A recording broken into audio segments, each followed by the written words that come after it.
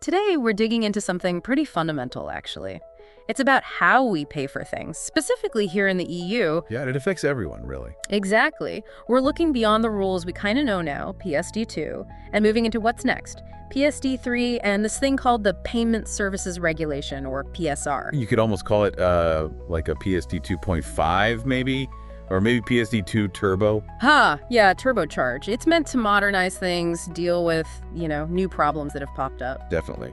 Because PSD 2, back when it arrived around 2018, it was pretty groundbreaking stuff. Oh, yeah, I remember. That's when strong customer authentication really came in, the extra codes and things for online shopping. SCA. And also open banking, letting other apps connect to your bank, with your permission, of course. Felt like a big leap forward. But like with all tech, things change fast, new issues appear. They always do. So the big questions we want to tackle in this deep dive are, well, why do we need another update so relatively soon? And what's actually different between PSD2 and this new combo PSD3 and PSR? Getting clear on that's key, because we all use these systems constantly. Right. And you mentioned the structure, the two parts. Yeah, so you've got PSD3, the third Payment Services Directive. Yeah. Think of that as focusing on who gets a license to be a payment provider, how they're supervised, kind of the rule book for the companies. Okay, the players. And then there's the PSR, the Payment Services Regulation. That's more the how-to, the actual operational rules, the security stuff like SCA, the open banking details. Got it. And the really important bit, the PSR is a regulation. That means it applies directly, exactly the same way across all EU countries, no national variations. Okay, that sounds significant for consistency. It's a big deal for creating a truly single market for payments. All right, let's jump in then. PSD2 laid the groundwork, sure, but what were the cracks, the things that needed fixing? Well, first off, the rollout of PSD2 wasn't perfectly smooth everywhere. Different member states kind of interpreted things slightly differently when putting it into their own national laws. The classic EU implementation variations. Exactly. So you didn't quite get that perfect harmony across the board. And then there was open banking. Huge potential. Yeah, massive buzz around it. But the reality, it was a bit patchy sometimes. The APIs, those digital doorways for sharing data, the quality just varied a lot from bank to bank. Right, I remember trying some early apps, and it was sometimes slow, sometimes it just didn't connect properly. Precisely. Some APIs were great, fast, reliable, others not so much. And that really held back the seamless experience everyone hoped for. Okay, so inconsistent rollout, clunky, open banking APIs. What else? Probably the biggest driver, honestly. Fraudsters. They adapt, they innovate. Always. SCA from PSD2 definitely helped combat certain types of fraud, like someone stealing your card details online. But then we saw this huge rise in other scams. Like what? Things like authorized push payment fraud, APP fraud. That's where they trick you, the actual account holder, into sending the money yourself. Clever, nasty stuff. Yeah, the urgent payment needed scams or impersonating someone you know. Exactly, those. Yeah. And also spoofing criminals, making calls or texts look like they're coming directly from your bank. PSD2 wasn't really built to tackle those head-on. Makes sense. The defenses needed an upgrade for the new attacks. So, okay, let's get into the core differences. PSD3 and PSR versus PSD2. We touched on the structure, the directive, plus the regulation. Why is that split so important for us? It's mainly about creating that unified market we mentioned. PSD2 being just a directive meant 27 countries had to translate it into their own laws. That's where the differences crept in. Right. The PSR, being a regulation, just is the law everywhere, directly, no translation needed. So for a business operating across the EU, it gets much simpler. They deal with one set of operational rules, not 27 slightly different ones.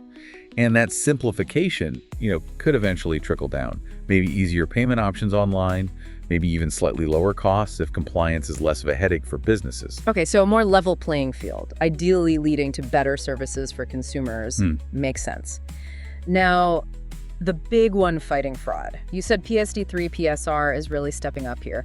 What are the key changes? Yeah, this is a major focus. SCA was the start, but this goes further.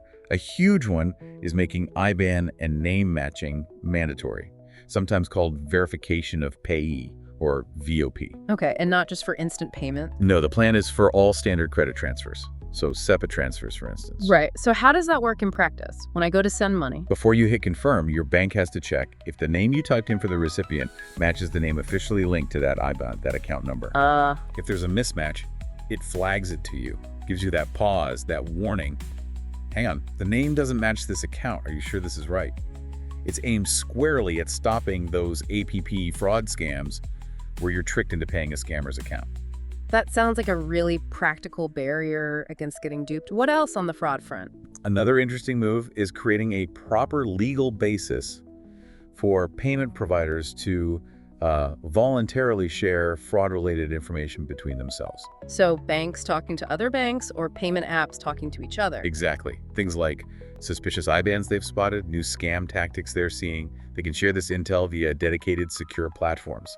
The idea is a collective defense spot fraud faster, warn others quicker, like a financial neighborhood watch. That collective intelligence seems powerful, much better than everyone working in silos. What about that spoofing issue, where they pretend to be the bank? Yeah, they're tackling that too. There are new rules coming in around liability for spoofing. Meaning, if you are tricked by someone convincingly impersonating your bank or payment provider, there's now a possibility under specific conditions that the provider themselves could be held liable. So it puts more pressure on the banks to stop their names or numbers being faked. Precisely. It incentivizes them to have better systems to prevent it and better processes to help customers who are targeted. And alongside this, there's a push for much smarter transaction monitoring. More than just unusual amounts. Yeah, looking at a wider range of things, your location, the device you're using, your usual spending habits, the time of day, building a better picture to spot things that look genuinely suspicious, not just slightly out of the ordinary. Okay, so a much more layered proactive defense system. Now, strong customer authentication, SCA, that was PSD2's big security feature. Is it changing much? It's definitely staying. It's fundamental. Yeah. But PSD3 PSR wants to refine it, make it more user-friendly and accessible. How so? Well, a key point is accessibility. Providers must offer SCA methods that don't rely solely on a smartphone. Oh, that's really important for people who don't have one or find them difficult to use. Exactly. They need alternatives so everyone can pay securely online. It's about inclusivity. Good. Any other tweaks to SCA? Yeah, a couple things, like adding your card to, say, Apple Pay or Google Pay. That enrollment process itself will now clearly require SCA, add security right at the setup. Makes sense. And there's some interesting talk about flexibility in the factors. SCA needs two factors, something possess or are. Password, phone, fingerprint. Right. PSD3 PSR hints that maybe, just maybe, two factors from the same category could work if you can prove they're truly independent. Like maybe fingerprint and Face ID on the same phone, potentially. Still needs hashing out, but the idea is there. Interesting. Still secure, potentially smoother, though. That's the aim. And also clarifying the exemptions when SCA isn't needed. Like for small payments. Yeah, or low-risk ones identified by that better monitoring we talked about.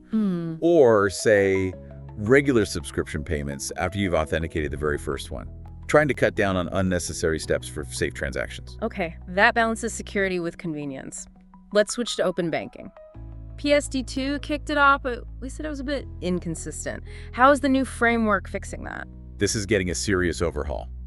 Banks will be required to provide dedicated high-quality APIs for third-party access. No more flaky connections allowed, hopefully. So proper digital pipelines. Exactly. And crucially, that old fallback requirement, where banks had to have a backup access method if their main API failed. Yeah. That's being scrapped. Really? So the main API just has to work? Pretty much. It puts real pressure on banks to make their APIs reliable, stable, performant, no excuses. Wow, okay. Tougher stance. And to back that up, there will be actual performance standards for these APIs. They'll need to be as good, as available as the bank's own online banking portal. Okay. And how do we know if they are? Banks will have to publicly report on their API performance.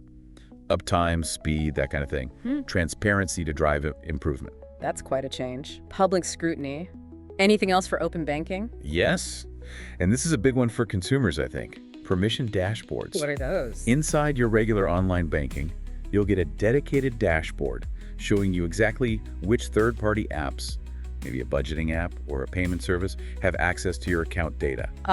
It'll show what data they can see, what they can do, and crucially, let you revoke their access easily, right there, in real time. Oh, wow.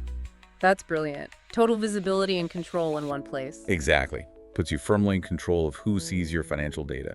It's a big step for transparency. It does mean some complex tech behind the scenes, making sure that data syncs up instantly between everyone. Yeah, I can imagine. But from a user perspective, that sounds fantastic. Okay, so beyond the big areas of fraud in open banking, Anything else noteworthy? You mentioned leveling the playing field, cash access. Yeah, there are bits in there about ensuring fair access to payment systems for non-bank providers like fintechs, trying to boost competition, More choice for us, potentially. hopefully. And on cash, it clarifies that shops can offer cash back without you having to buy something up to a certain limit. Oh, interesting. Like a mini ATM at the till. Sort of, yeah. And there are clearer rules for independent ATM operators too, both aimed at helping maintain access to cash, which is still important for many people. Good point. And there was a link to something called DORA. Yes, the Digital Operational Resilience Act. DORA, PSD3, and PSR explicitly tie into it. It means payment firms need to prove they have really robust IT security, good risk management, plans for dealing with cyber incidents, and solid reporting. So basically baking cyber resilience right into the payment rules. Exactly. Given how vital digital payments are, making sure the systems are strong and stable is just essential. Makes total sense. Okay, so let's try and pull this all together. For the average person listening, what's the bottom line? What does PSD3 PSR mean for them day to day? Okay, boiling it down. Better security, especially against those tricky APP scams and impersonation fraud. More control that permission dashboard is a game changer for managing who accesses your data. Right, the transparency. Exactly. Potentially smoother, more reliable open banking services, leading to maybe better budgeting apps or other financial tools, and more inclusivity, making sure people without smartphones aren't left behind with authentication. Plus, clearer info on fees. Sounds like mostly positive changes from a user point of view. What about the banks and payment companies? Sounds like a lot of work for them. Oh, it is. Significant IT upgrades needed for authentication, fraud detection, those high-performance APIs. It's a big investment. Building those dashboards too. Yes, and dealing with the new liability rules, the enhanced monitoring. But the flip side is potentially a more harmonized market to operate in across the EU, which could save costs long-term. And hopefully increased customer trust because of the better security. And they all need reauthorizing too, you mentioned. Yeah, existing payment and e-money firms will have to go through a reauthorization process under PSD3. So everyone needs to meet the new standards. Okay, quite the overhaul for the industry. So when is all this actually happening? Is it imminent? Not quite tomorrow. These are big pieces of legislation still being finalized, negotiated, but the direction is clear. The general expectation is implementation around maybe 2026, perhaps bleeding into 2027. So a couple of years out, but firms are already preparing now, presumably. Oh, absolutely. You have to start planning for changes this big well in advance. The work is definitely underway behind the scenes. So it's an evolution then.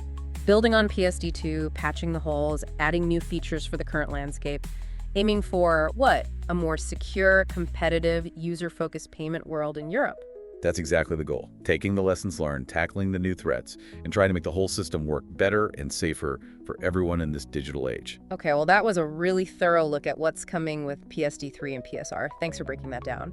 Just to quickly recap the main points for everyone listening. Sure. So the why is basically tackling sophisticated new fraud, like APP scams, and fixing the inconsistencies and performance issues we saw with PSD2, particularly around open banking. Right. And the big what's changing, definitely the stronger fraud defenses, that mandatory IBAN name check, the data sharing framework, potential spoofing liability, smarter monitoring. Then there's the refinement of SCA, making it more accessible, clearer rules for digital wallets, maybe some factor flexibility, clearer exemptions. And the big push on open banking, forcing better dedicated APIs, getting rid of the fallback, setting performance standards. And crucially, those permission dashboards, giving users direct control over their data access. Plus the other bits, fair competition, cash access tweaks, and that vital link to DORA for system resilience. And the intended result for listeners: better security, more control of your own financial information, and hopefully access to more reliable and innovative digital financial services down the line.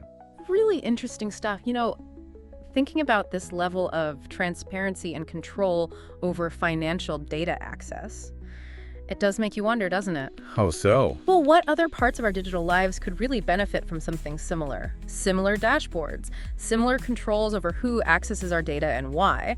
As tech keeps racing ahead, what other safeguards might we need to make sure we stay in control? That's a really good question. Definitely something to think about. Indeed. Food for thought. Thanks again for joining us for this deep dive. Until next time.